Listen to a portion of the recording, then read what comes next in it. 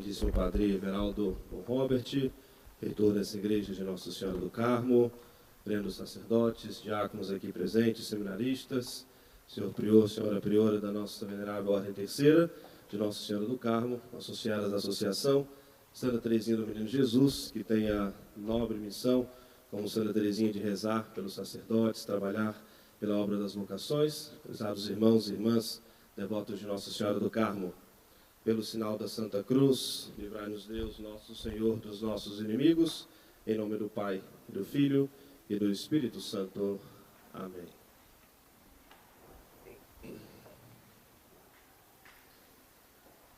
Assim é no mundo das almas o jardim de Jesus. Ele quis criar os grandes santos, que podem ser comparados aos lírios e às rosas, e criou também santos menores, e estes devem contentar-se em ser margaridas ou violetas, destinadas a alegrar os olhares de Deus, quando Ele baixa os olhos aos seus pés. A perfeição consiste em fazer a sua vontade, em ser aquilo que Ele quer que sejamos. Essa reflexão é tirada dos escritos de Santa Teresinha do Menino Jesus.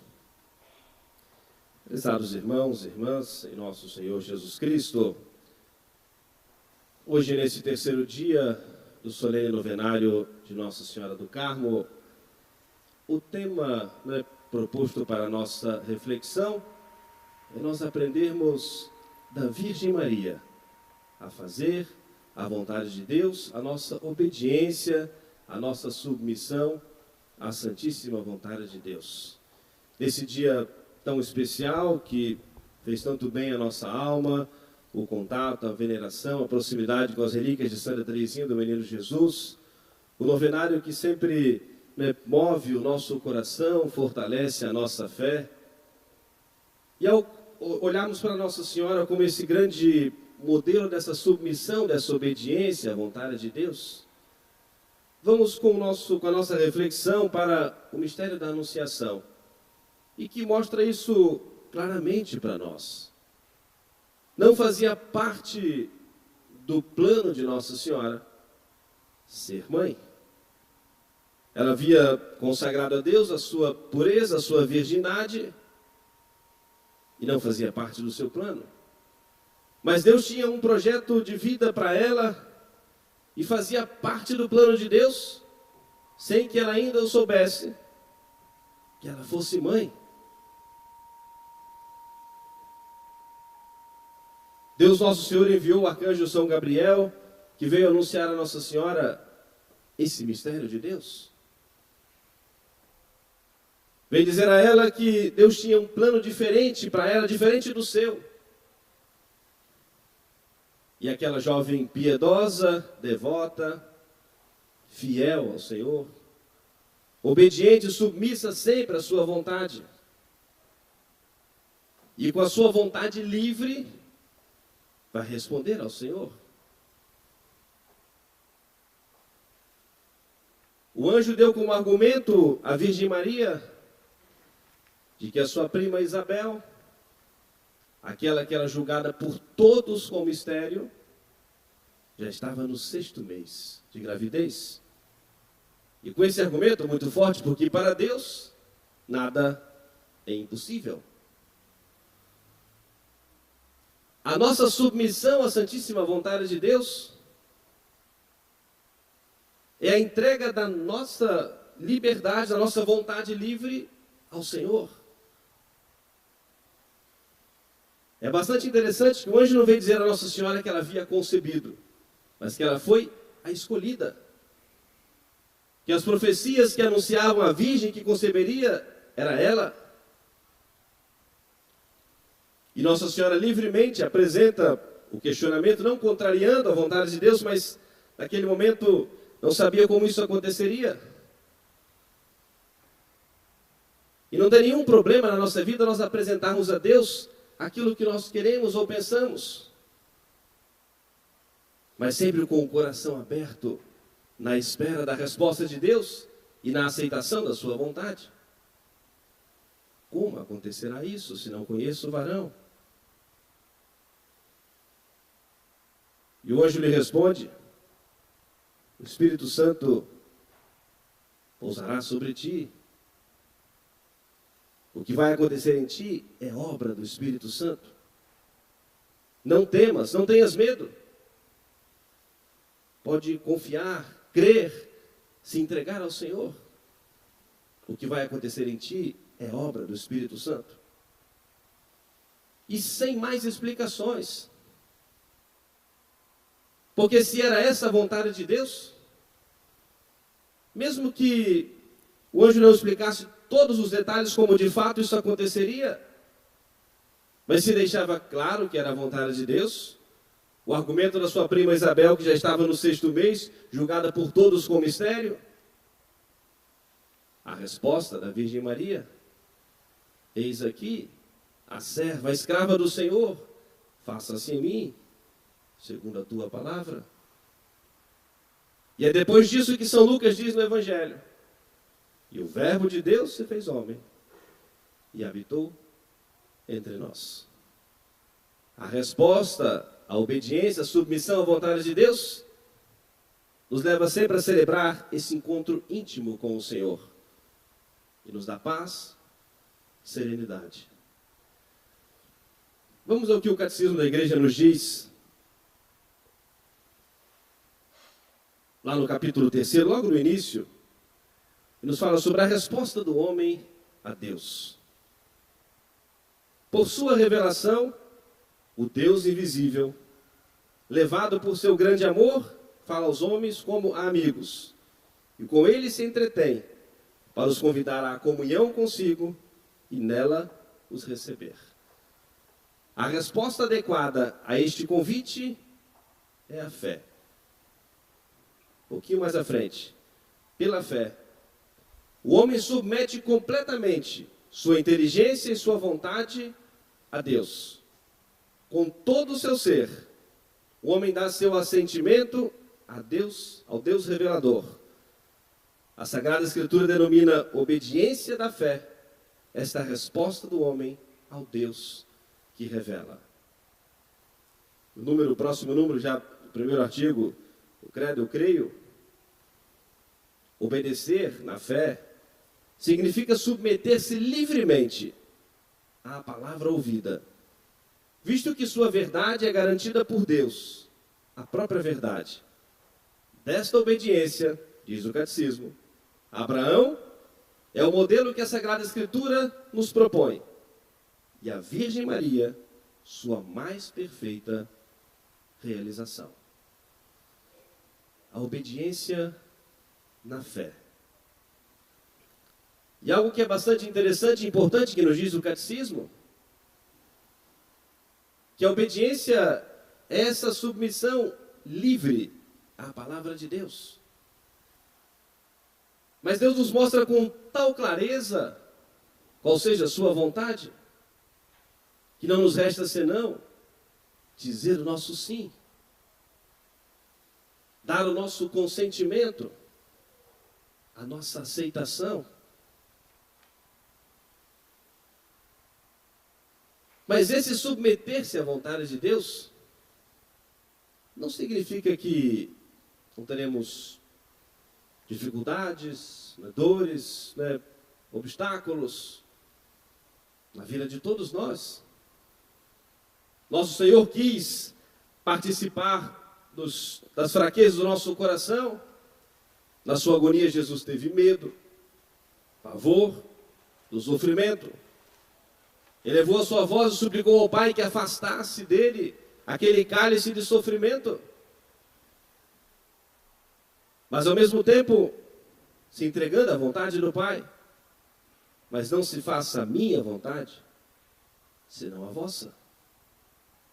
Porque só descansamos no Senhor quando nós nos entregamos a Ele, a sua santíssima vontade. Mesmo uma pessoa de muita fé vai passar por essas angústias do coração, essas interrogações.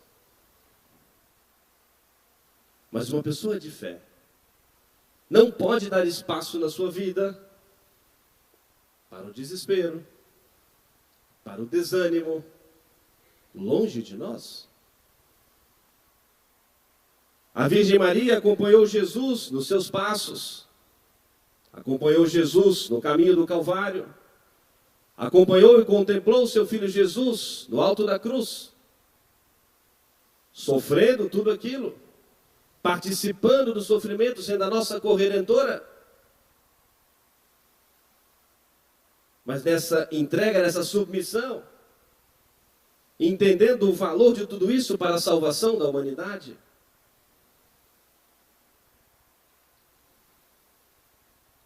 no programa da novena, lá no início tem uma reflexão de Santa Teresinha sobre a Virgem Maria.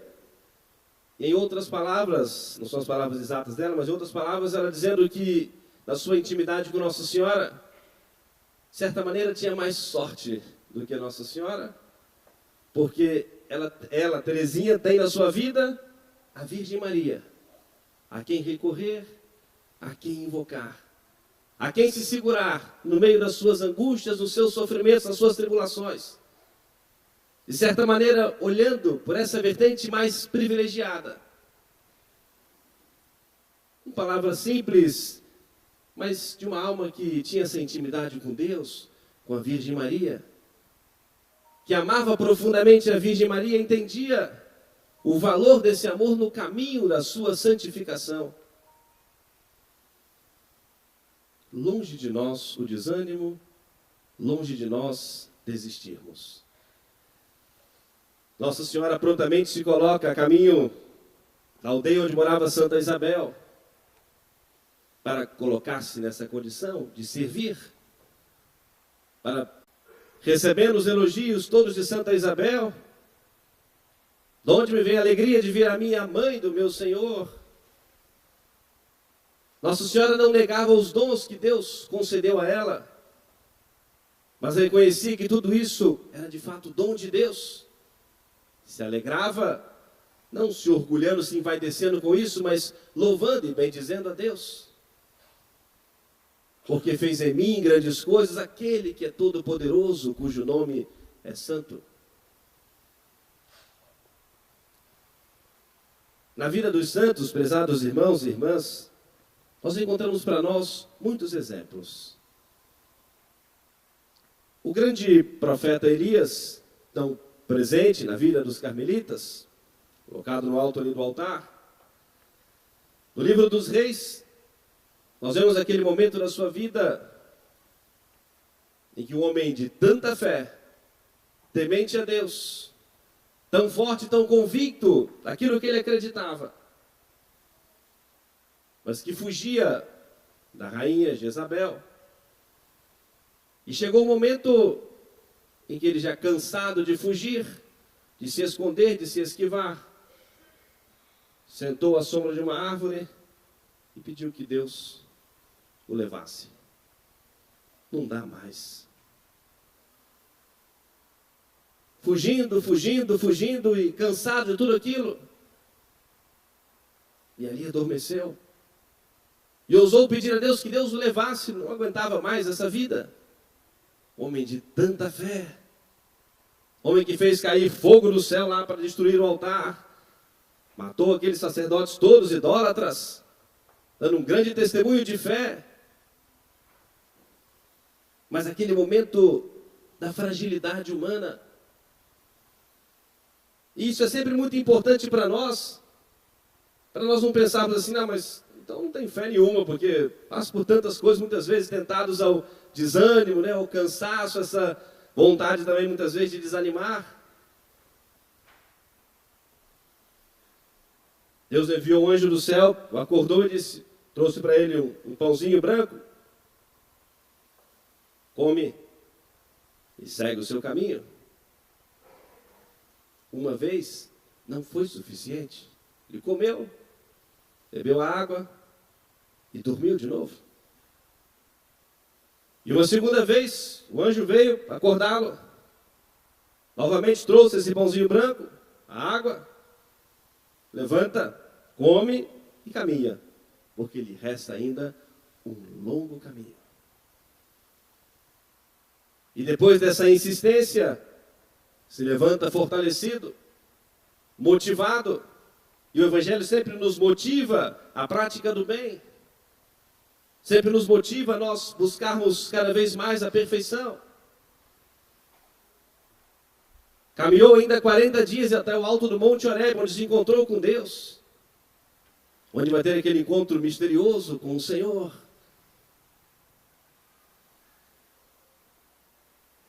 Quando nós vencemos o nosso desânimo, vencemos a nossa fragilidade, a nossa fraqueza, e nos colocamos a caminho com o Senhor, e nós temos tantos meios para nós nos fortalecermos. Temos a Sagrada Comunhão, temos a Santa Missa, temos a proteção e intercessão de Nossa Senhora, o terço de cada dia, que nos dá tanta segurança, tanta fortaleza. Eu gosto sempre de citar o exemplo dos doentes que a gente encontra no hospital, sobretudo, e que naquele momento, últimos ali de sua vida, muitos dão um grande testemunho de fé, às vezes já não podem mais pronunciar as palavras, não podem mais manifestar de outra maneira a sua fé, às vezes estão apenas segurando firmemente o seu terço, enrolado ali nas mãos, nos dedos, e ali se sentindo seguros para essa passagem para a eternidade. E às vezes não se importa com outras coisas, mas se mexer aqui no terço, manifesta logo. Se sente seguro. É um meio, é um objeto sagrado, mas que nos mostra essa proximidade com Deus. De certa maneira nos faz tocar a Deus, a Nossa Senhora, o mistério. E nos dá de fato segurança. Nós ouvimos na epístola do último domingo, na carta aos Romanos, o apóstolo São Paulo fazendo esse paralelo. Assim como nós nos submetemos muitas vezes com o pecado à escravidão, usamos as nossas forças, os nossos membros, a nós para o pecado, que nós utilizemos tudo o que nós temos para a prática da virtude, para a prática do bem. Ele já pressupõe que nós estamos num caminho de conversão, num caminho de santidade. Agora voltemos essa reflexão para uma aplicação muito prática na nossa vida, para nós já nos encaminharmos para a conclusão. Tudo isso é muito bonito de nós contemplarmos, meditarmos, mas para nós colocarmos em prática em nossas vidas, muitas vezes é difícil. As que são mães, que estão aqui presentes, talvez já disseram essas palavras, ou talvez nós já ouvimos de nossas mães, em algum momento, essas palavras. A vontade é de sumir, desaparecer. Não some, não. Ainda resta um longo caminho. Ainda não fizeram tudo. Ou talvez essa outra reflexão, já fiz o que eu tinha que fazer, agora caminha com as próprias pernas. É importante, ou seja, encaminhar para que possam ter autonomia também numa vida de fé, numa vida cristã.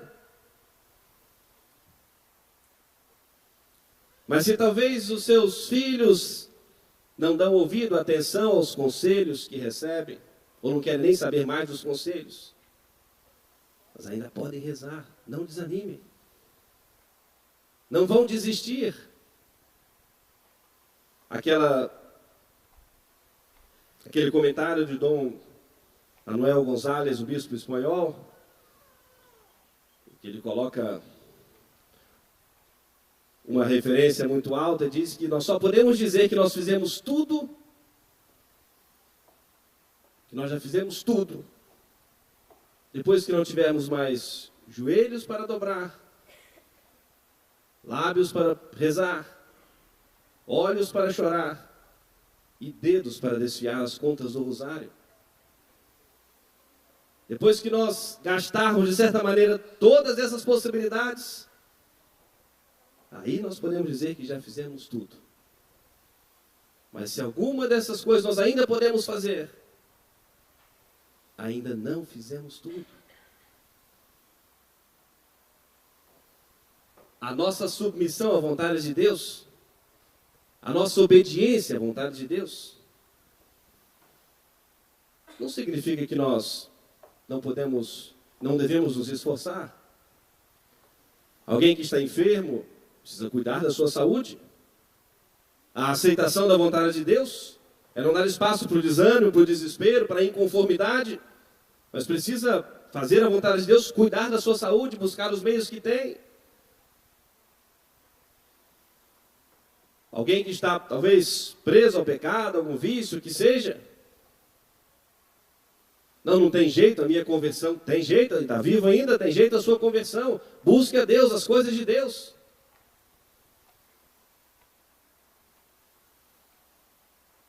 Sem espaço para revolta, sem inconformidade, mas a nossa submissão à vontade de Deus, mas nos colocarmos a caminho.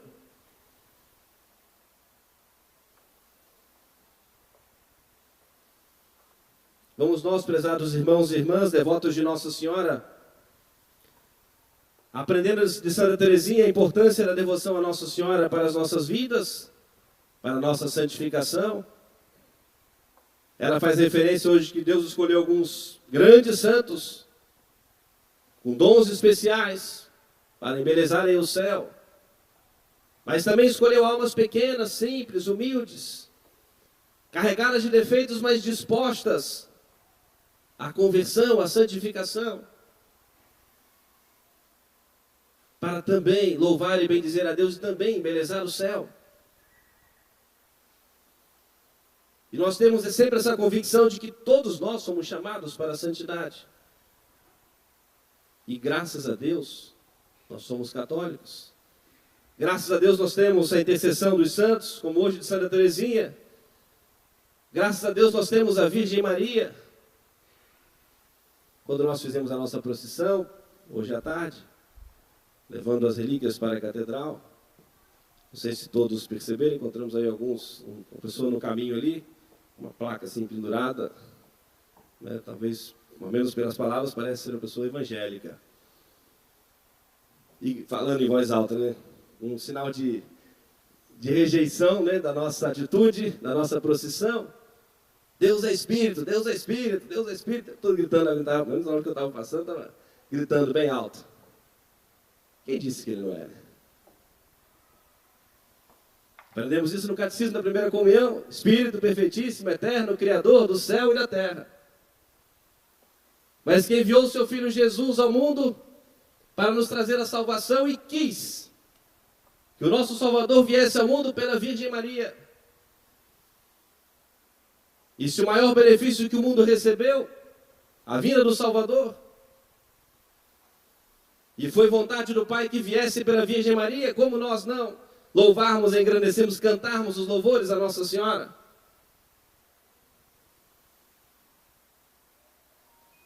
E o seu Filho Jesus, de corpo como nós, instituiu a igreja, os sacramentos, sinais para nós sensíveis da graça, visíveis para nós da graça. E a igreja nos entregando os sacramentais, todos para nós também nos unirmos a Deus. Tristes porque eles não têm ou não buscam o recurso à intercessão da Virgem Maria, e felizes de nós. Portanto, agradecemos a Deus a graça de nós sermos católicos, aqueles que nos trouxeram as águas salutares do batismo, e pedimos a Nossa Senhora a graça da nossa perseverança, da nossa fidelidade, do fortalecimento da nossa fé. E que nós vivamos essa entrega como a Virgem Maria. Eis aqui a serva do Senhor. Faça-se em mim segundo a tua palavra. Amém. Louvado seja nosso Senhor Jesus Cristo. Em nome do Pai, e do Filho, e do Espírito Santo. Amém.